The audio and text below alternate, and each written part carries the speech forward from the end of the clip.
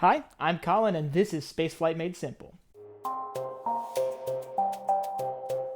So with this new wave of commercial crew vehicles coming into the picture, we've been seeing a lot of tests of abort systems.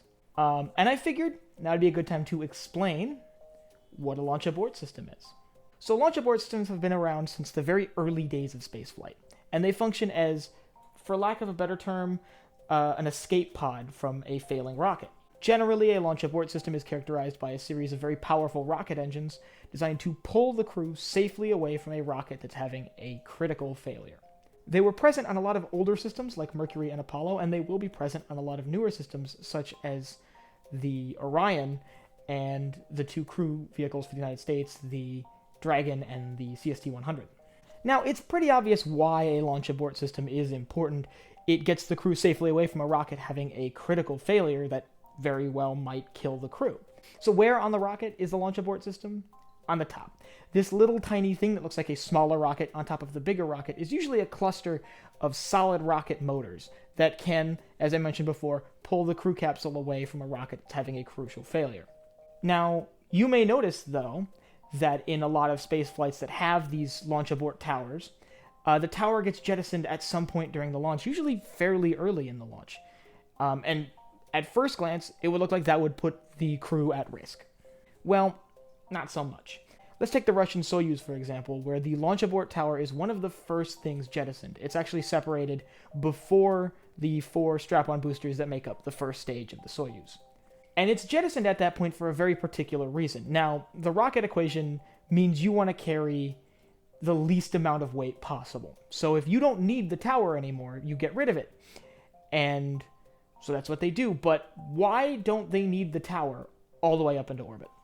Generally, by the time it's being jettisoned, the spacecraft is past the point of maximum stress on the vehicle and the maximum chance of failure. But on top of that, the spacecraft is moving fast enough where you could jettison the crewed portion of the spacecraft from the rocket. For example, the Soyuz capsule could separate from the launch vehicle and travel safely down to the ground somewhere downrange and be picked up without the assistance of additional rocket motors.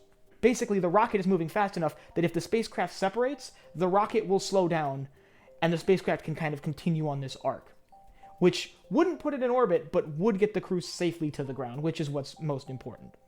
Now, launch abort systems have actually been used in the past on 2 occasions with the Soyuz that come to mind immediately.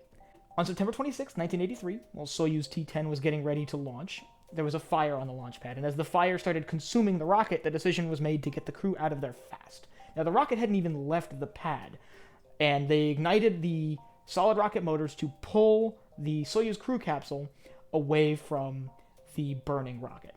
The crew parachuted safely back down to the ground a few kilometers away from the launch site, and actually both of them went on to have fairly successful spaceflight careers, so it saved their lives in that situation. There was actually another Soyuz abort fairly recently, in October of 2018.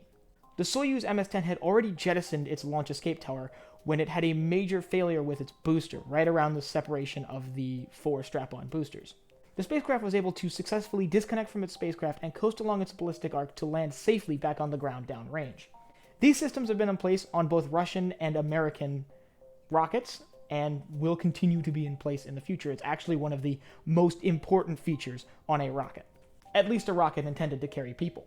So, as expected, NASA makes a big effort to make sure that these systems are well tested and well versed for anything they may deal with, and failures at any point in the flight, whether the failure is still on the pad or whether the failure is well after it's gotten into the air.